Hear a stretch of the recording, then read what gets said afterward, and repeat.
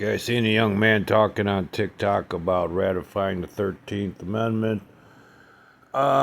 because right now they're using the inmate population as slave labor, and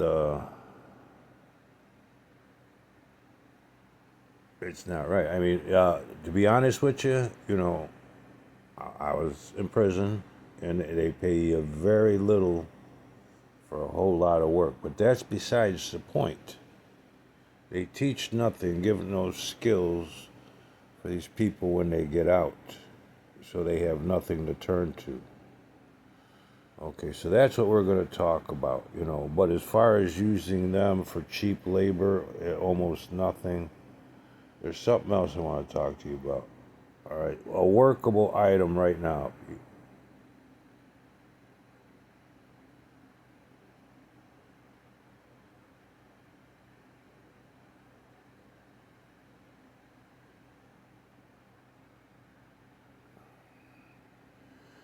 Yeah, in the United States, incarcerated individuals retain fundamental constitutional rights. Through these are limited the needs of prison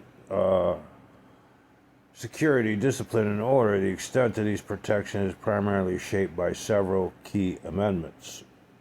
Okay, Eighth Amendment. Okay, these are still your rights, prisoners. Anybody that knows one. Protects against cruel and unusual punishment. This requires prison officials to provide a minimum standard of living, including adequate food, shelter, clothing, medical care, and protection from violence by other inmates. First Amendment guarantees the right to be guarantees rights to free speech, freedom of religion, and ability to send and receive mail. These are protected as long as they do not disrupt institutional security or order. 14th and 5th Amendment provides due process, safeguarding against arbitrary punishment or unjust disciplinary hearings, and equal protection clause, ensuring incarcerated people are not discriminated against based on race, sex, or creed. Rights to access to court mandates prisoners have reasonable access to law libraries or trained legal assistants to pursue legal claims and challenge their confinement. For more specific guidelines on institutional conditions or civil rights enforcement, you can contact the American Civil Liberties Union, Prisoners' Rights Guide, or review oversight practices at the Department of Justice, CRIPA resources. Okay, nobody's talking about it, nobody's doing nothing about it. Okay, so it's up to you to talk about it, to do something about it. Okay, remember, these are prisoners' constitutional rights. Not doing this is called what? I talk about it all the time.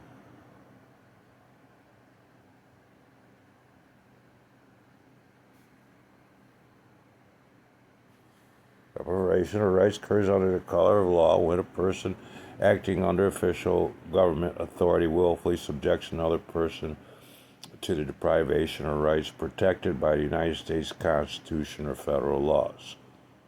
Okay? That's workable, okay? Take that to the DOJ, deprivation of rights under the color of law. Okay, this is your job description, okay? So they're supposed to prosecute and sue on your behalf, okay? And remember, okay,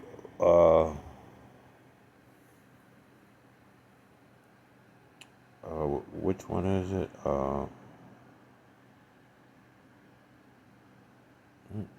Sorry.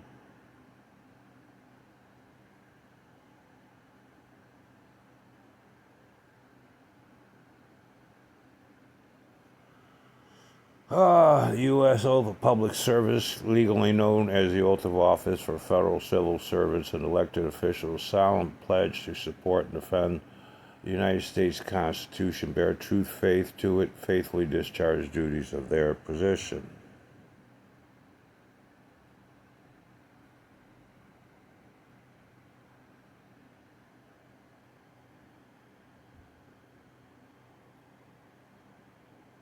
Let's go to AI mode real quick. The oath of office for public service is a legal mandated pledge taken by federal civil service, military personnel, elected officials to formalize decision, dedication to the nation's foundational laws codified in 5 U.S.C. The text represents a strict commitment to serve the public trust under the framework of the law rather than a specific political figure or supervisor. Remember, taking orders is not a valid defense. Ignorance of the law is not a valid defense. So stop it. Standard.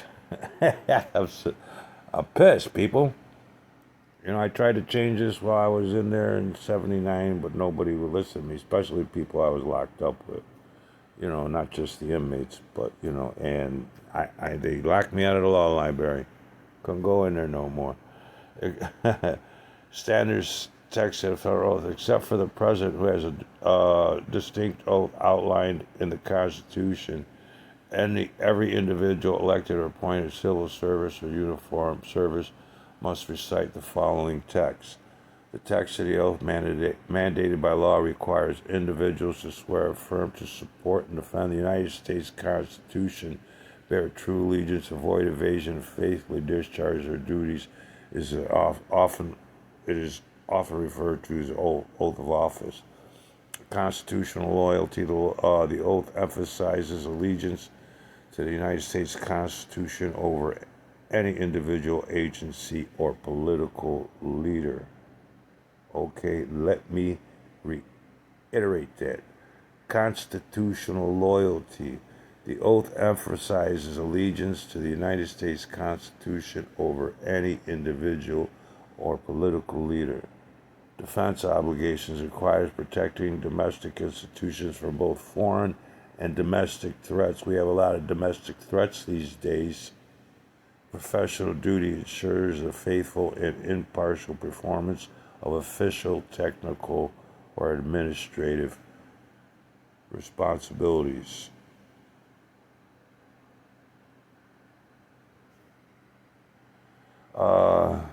State and local entities frequently mandate specific oaths tailored to their jurisdictions. Dual allegiance officials often swear to uphold both the U.S. Constitution and their specific state constitution. Remember, the United States Constitution is the law of the land. Any law repugnant to the United States Constitution has no weight, is null and void. Ethical standards, local, municipal, and law enforcement oaths are often incorporate specific codes of conduct focusing on public trust and ethical service. So remember, you can file ethical violations as well, okay? Well, so there you have it.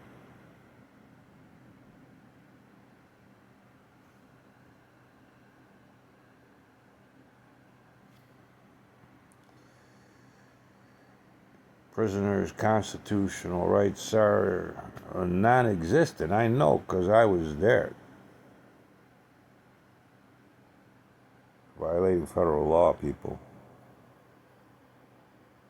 That's deprivation of rights, y'all.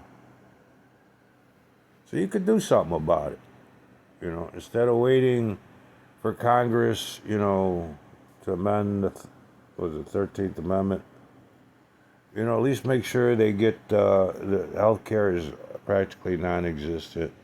The food is crap. You know, they let the places. You know that these institutions get a lot of money from local, state, and federal governments. But where is that money going? What is it being used on? You know, and you know, these dangerous, inhabitable living conditions makes for a feral attitude. So that not only makes it dangerous on the inmates amongst themselves against each other, but the people that work there, puts the people that work there in danger. You know, I'm not a bootlicker, but, you know, somebody got to work there, right?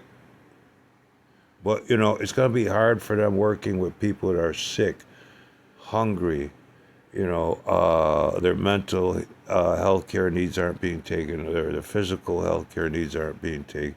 I'm telling you, that puts you in a volatile situation on both sides. On both sides. So let's work on these prisoners' constitutional rights for right now. And then once that happens, you can use that force, to amend the 13th Amendment, to ratify it.